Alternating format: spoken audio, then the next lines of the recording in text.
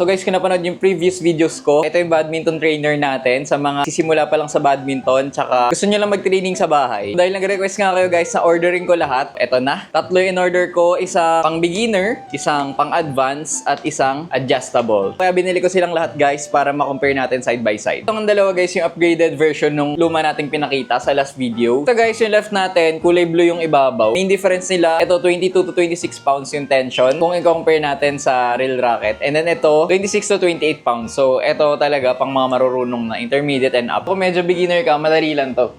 And madaling patunugin. Kung ito nga ang bibilin mo, kung beginner ka, mahirapan ka siyang patunugin. Tulad nga nito, core technique yung gagamitin natin, more on shoulder. So, yan. Walang tunog. Compare dito na madaling patunugin. Yan. Same technique yun, pero eto walang tunog. So dito kailangan talaga medyo medyo advanced na yung technique nyo. Eto mas may whip to tsaka may pronation.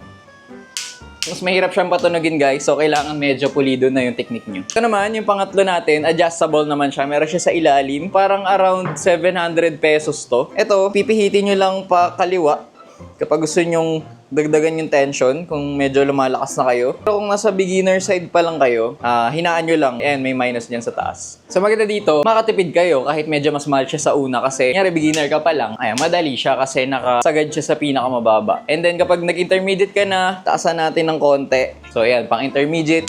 And then, kung lumakas-lakas ka na, tingin mo advance ka na, pwede mo itodo to ng hard. So, ayun guys, katulad nga nun, 22 to 30 pounds to. So, 30 pounds yung pinakadulo niya. So, ito.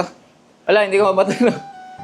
Ganun kahirap, baka pang pro talaga to na basic talaga sa kanila yung mga proper swing. Ako, ayaw talaga guys. Ito guys, sa drive. Ayan, kaya ko pala sa drive. Pero pag overhead, ayun, kailangan pala ng extra effort. Kita nyo naman, pinagpawisan na ako.